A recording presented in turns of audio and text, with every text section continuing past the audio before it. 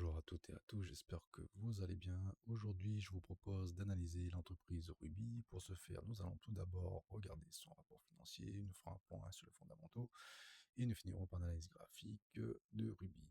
Avant de commencer, si vous appréciez ce que je fais, n'hésitez pas à liker et à partager la vidéo. Et surtout, n'hésitez pas à me suivre sur les différents réseaux sociaux. Le lien se trouve en bas de la description de la vidéo.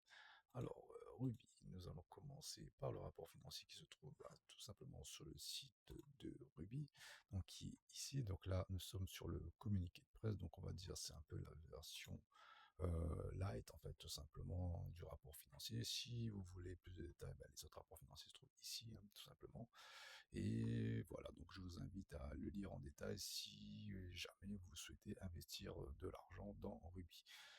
Ceci étant dit, donc là, si on passe au rapport financier, donc moi, concrètement, qu'est-ce que j'ai retenu? Donc, tout d'abord, pour commencer, Ruby, c'est une entreprise spécialisée dans le stockage d'énergie, notamment le carburant, le bitume, le pétrole de manière générale.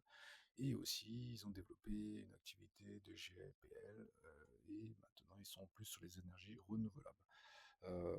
Qu'est-ce qu'on peut dire de Ruby? Donc Ruby, dirigé par Jean-Christian Bergeron, qui est PDG de Ruby depuis pas très longtemps, depuis 2025 il me semble, c'est bien ça. Et par contre, ce monsieur, il a une très très grande expérience, donc on peut voir que M. Bergeron a une expérience de 35 ans dans l'industrie pétrolifère et énergétique. Donc là, pour le coup, c'est bien.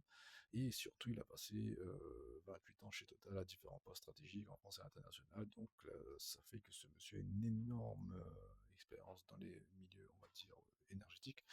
Donc ça, pour le coup, c'est plutôt positif. Mais par contre, le fait qu'il soit là que depuis 2025 en tant que dirigeant, donc il a intégré Ruby, il me semble, en 2019, pardon.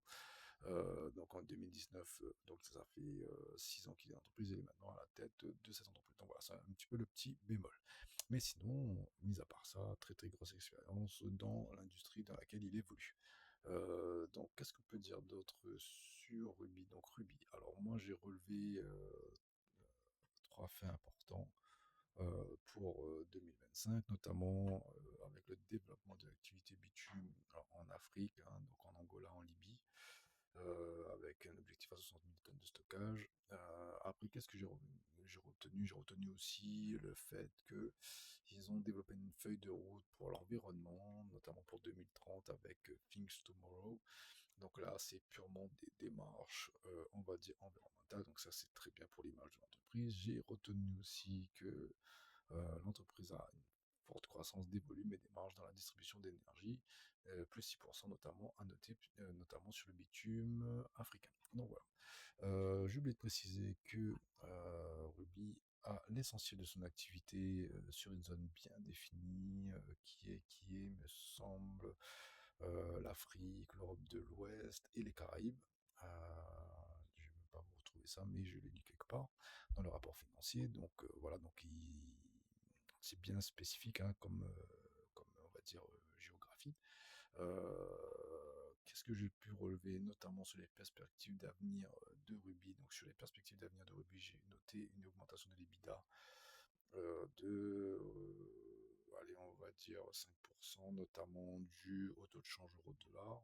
Voilà, donc ils veulent développer les énergies renouvelables, notamment le photovoltaïque, et espèrent augmenter leur EBITDA à 55, de 50 à 55 là-dedans. Donc ça, on va dire, c'est un peu anecdotique.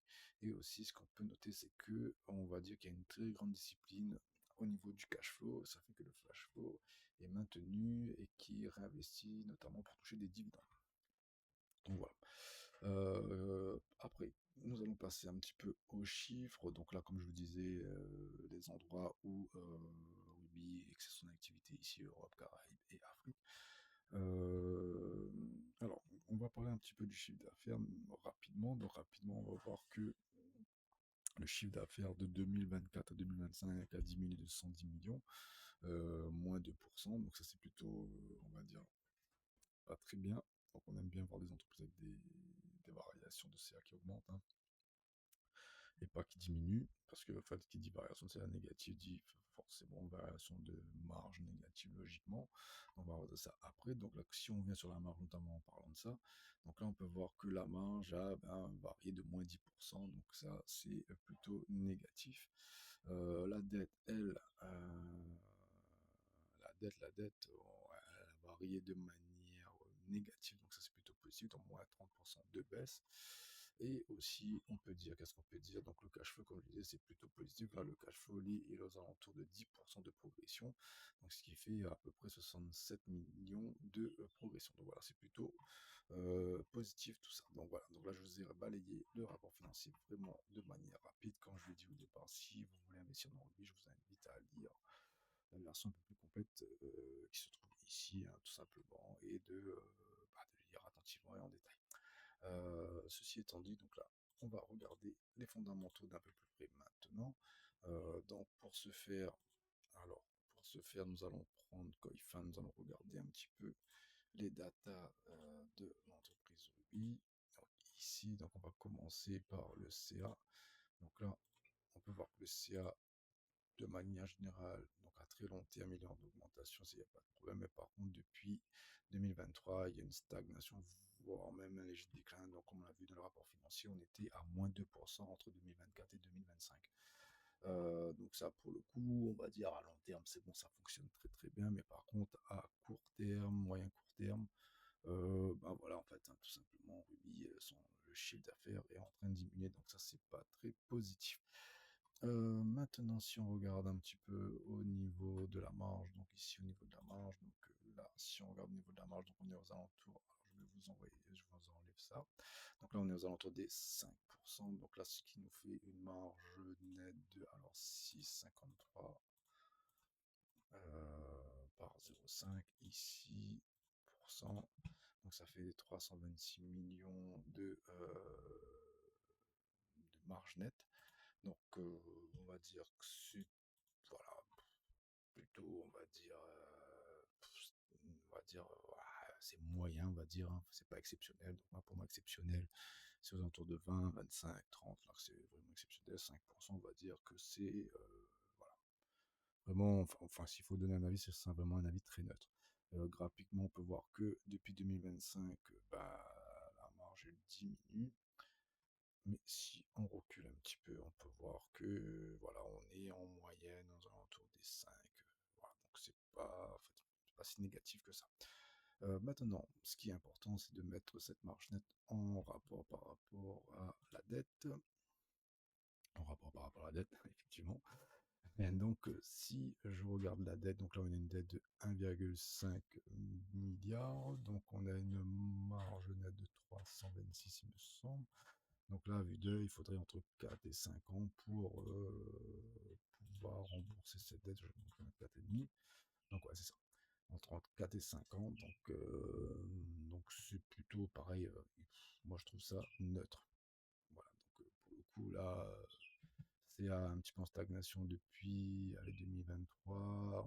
On a une marge, on va dire, voilà, voilà, qui est pas exceptionnelle, qui est pas fou, hein. Donc, mais par contre, on a une dette aussi qui est plutôt stagnante. Donc là, ça fait que, bon, voilà, on pourrait éventuellement rembourser sa dette en 4-5 ans, ce qui n'est pas non plus horrible. Donc voilà, donc là, pour le moment, sur ces trois paramètres-là, on va dire que pour lui, c'est plutôt mitigé. Maintenant, si on regarde le cash flow, donc je vais vous enlever ça et je vais mettre le cash flow ici.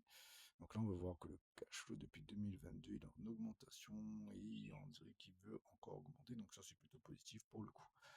Maintenant, si on s'intéresse maintenant au price earning ratio, donc qui va me permettre après tout cela de déterminer un petit peu à quel prix je pourrais éventuellement acheter Ruby. Donc là, si on regarde le price earning ratio, ici, on peut voir qu'en moyenne, ce ratio évolue aux alentours des 16. Ici, donc là aussi, on est aux alentours de 11. Donc là, pour moi, ici, déjà, je pense que si on veut investir dans Ruby, ici, on n'est pas trop mauvais parce que je pense que mécaniquement, le prix va revenir à la moyenne. Donc là, sans regarder le graphique, ni quoi que ce soit. Donc là, si on investit ici, on peut espérer que Ruby ça remonte aux alentours des 16, donc ici, donc là ça peut être plutôt intéressant. Donc là ici, sans regarder le prix forcément, donc là il y a 33, 32 à l'heure actuelle. Ici je pense que ici acheter un petit peu de Ruby c'est pas trop déconnant parce que là mon objectif c'est que ça revient à la moyenne ici, et là c'est une moyenne sur quasiment 20 ans, hein, donc voilà, on a un peu de retour quand même. Donc là ici, sans regarder autre chose, je vois que uniquement avec le payeur, ici je pourrais éventuellement commencer à investir dans Ruby. Après, bon, moi ce qui me rebute un peu, c'est un peu les fondamentaux qu'on a vu juste auparavant, où c'est pas terrible, clairement, la marge n'est pas folle, le retour sur dette n'est pas fou non plus, le CA stagne un peu, même si sur 20 ans, il est aussi, il y a pas à discuter. Mais voilà, si on regarde uniquement là au niveau du prix, ici on pourrait éventuellement commencer à investir un petit peu. Maintenant, à quel prix pourrait-on acheter Ruby? Donc moi je pense que ici, en regardant le price earning ici qui est à 11, hein, donc qui est plutôt bien en plus, hein. Donc moi entre 10 et 11, c'est impeccable, hein. Donc moi ici je partirai sur l'un des plus bas ici, allez aux alentours des 5. Ici, allez aux alentours de 8 et de 10 là sur le break.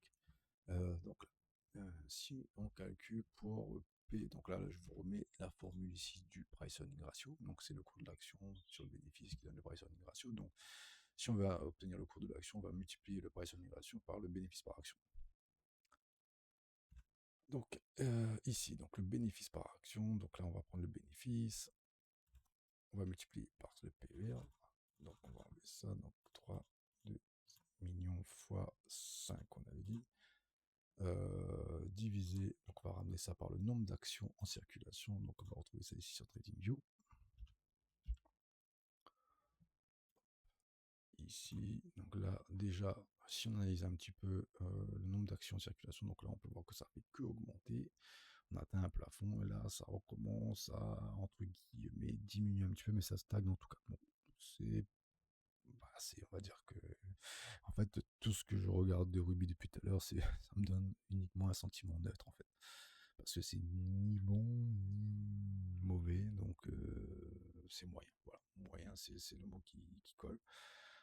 Donc voilà, donc là on a 103 millions d'actions en circulation, donc on va diviser ça par 103 ici. Donc ça nous fait 16 euros. Donc là on va mettre ça directement sur le graphique ici. Donc 16 euros. Hop.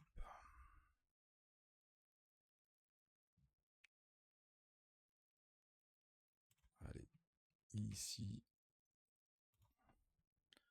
Donc ça c'est le PE5 ici. On va faire la même chose pour un PE à 10, à 8 pardon.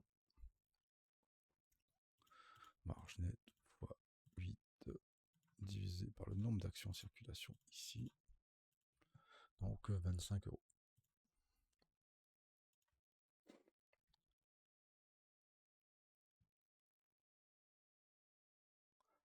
Je vais enlever ça. Il y a 25 euros. Hop, ici, on y était il n'y a pas longtemps. Donc P8. Et pour finir, on va faire un PE10. On n'est pas loin du PE10 en ce moment. Donc PE10, je reprends ma calculatrice ici. 3, 2, 6 fois 10 divisé par 103. Donc ça fait 31,66.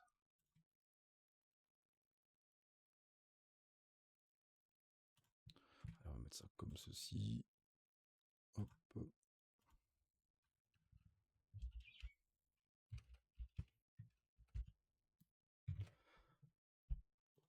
Donc voilà, donc là on a mis un petit peu nos prix sur lesquels on pourrait éventuellement se positionner sur lui. Donc là sans faire exprès, j'ai mis ici une liquidité externe, donc ça rend ce point d'autant plus intéressant, les 15,75.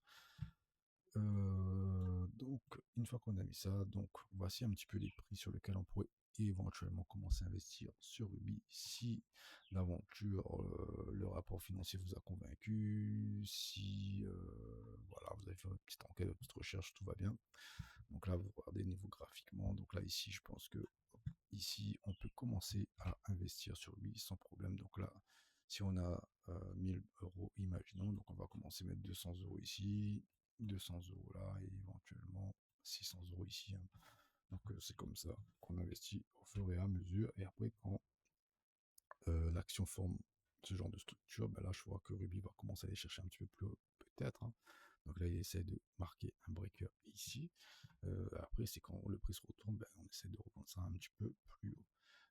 Maintenant, comme je le fais habituellement, donc on va commencer autrement aujourd'hui. On va commencer par un petit Ishimoku. Donc là, Ishimoku nous montre que Ruby va commencer ou a déjà commencé d'établir un range ici, hein. Donc là, on a l'aplatissement du nuage Kumo.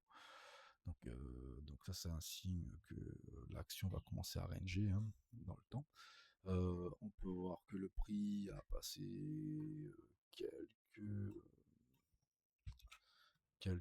on va dire, quelques résistantes importantes, hein, notamment la Kijun, la Tenkan, le bas du nuage. Et là, il resterait le haut du nuage à transpercer pour éventuellement redonner euh, le sens, on va dire, haussier à ce graphique, hein. Donc voilà ce que nous dit Ishimoku. Si on regarde un petit peu les bandes de Bollinger, donc là on peut voir que les bandes de Bollinger commencent à s'éloigner, donc ça montre que la volatilité diminue. Donc là on peut voir ici que quand elles étaient contractées, c'était un signe de volatilité ici. Donc là, la volatilité était là et est en train de partir. Donc là, éventuellement, on peut dire que Ruby commence à retracer un petit peu vers le haut. Donc peut-être que là, ici, on aurait éventuellement, entre guillemets, raté le train, mais bon, faut être patient sur tout ce qu'on veut faire, parce que là, il s'agit d'argent, donc vous n'allez pas mettre votre argent précipitamment dans un truc qui, éventuellement, va descendre. Donc là, ici, on est sur un point crucial. Donc là, moi, ici, si j'étais ici, effectivement, je pourrais mettre une petite pièce ici et j'attendrai un petit peu voir la réaction. Après, si ça part, ben, au moins, on a une petite pièce, puis on gagne un petit peu.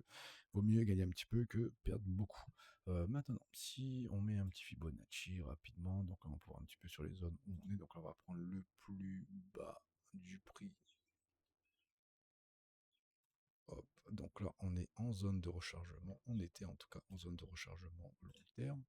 Donc là, ici, effectivement, c'était une zone, on va dire, un petit peu parfaite, entre guillemets, pour acheter du rubis, parce que là, sur cette impulsion, il a retracé de 61,8 et il est venu se loger ici. Donc ici, c'était la bonne zone pour investir et voilà, pour tenter un petit peu le contre-pied. Donc là, pour le coup, on a peut-être raté on va dire, cette opportunité. Mais par contre, là, on a un momentum qui peut changer à tout moment, donc là, qui peut accélérer, donc se mettre un petit peu, se positionner un petit peu ici, c'est, on va dire, essayer de profiter du momentum. Et puis, pour rappel, bah, en fait, le price earning ratio, donc, comme je disais tout à l'heure, sans regarder, je pense que là, le prix va aller aux alentours des 15. Donc là, si on fait le calcul pour 15, grosso modo, donc on va prendre 16 parce que je crois que c'est 15,9. Donc 16 fois le bénéfice qu'on a dit, divisé par le nombre d'actions en circulation. Donc ça fait 50. Donc si on va à 15, donc à la moyenne, donc on serait ici. Donc là, éventuellement, si le prix continue ainsi, on pourrait éventuellement, en se basant uniquement sur les price earning ratio, essayer de gratter un petit 60% de bénéfices.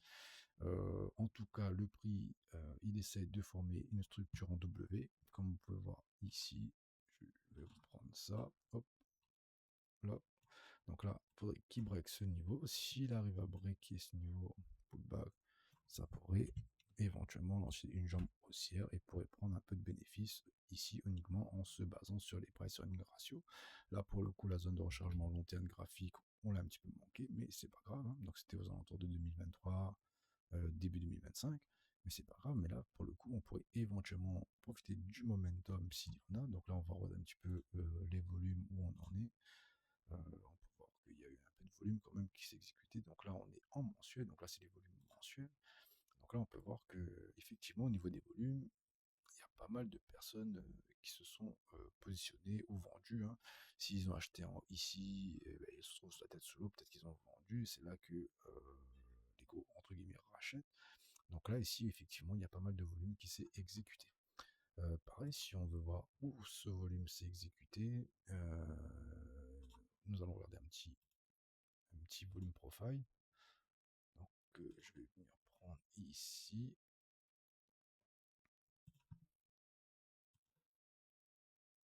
Donc là, on peut voir que c'est ici, hein, que le volume s'est exécuté. Attendez, je vais vous prendre un note. Ici, hop, hop. Voilà, donc c'est ici, donc à P8, hein, que le volume s'est exécuté. Mais c'est pas grave, le prix, il peut éventuellement. Alors, on peut dire qu'on était dans un range, hein, ici, hein. Donc là, sur le pullback, donc là, si le prix ne réintègre pas, ça c'est le pullback. Donc là, le fait que le prix soit là, éventuellement, on pourrait acheter un petit peu ici pour essayer de profiter de ce momentum. Et fondamentalement, on a les éléments. Graphiquement, on est plutôt pas mal. Donc là, effectivement, c'est jouer un petit peu ce momentum en faisant un peu fi, si on peut dire ainsi, on va dire des fondamentaux un peu moyens de Ruby. Donc voilà, donc là, moi je pense que là, il y a un bon mouvement qui est en train de se développer ici, et éventuellement, bah, peut-être que le prix va faire ça, va réintégrer, nettoyer, et pour le coup repartir pour de vrai aussi. Donc ça c'est une possibilité, donc c'est pour ça que, comme je le disais auparavant, ne mettez pas tout votre cash d'un coup, mais gardez un peu, au cas où si le prix, fait un mouvement piégeux, réintègre rapidement, imaginons il vient retravailler cette imbalance et avant de repartir, voilà, on sera pas mal de remettre un peu de sous ici aux alentours des P8. Donc voilà, donc je n'ai pas plus de choses à dire sur Ruby, j'espère que cela vous a plu, n'hésitez pas à liker et à partager la vidéo, franchement je remercie beaucoup les gens qui jouent au jeu en mettant un petit j'aime, et surtout partagez la vidéo, et je vous souhaite une excellente semaine de trading, et je vous dis à la semaine prochaine, ciao bye.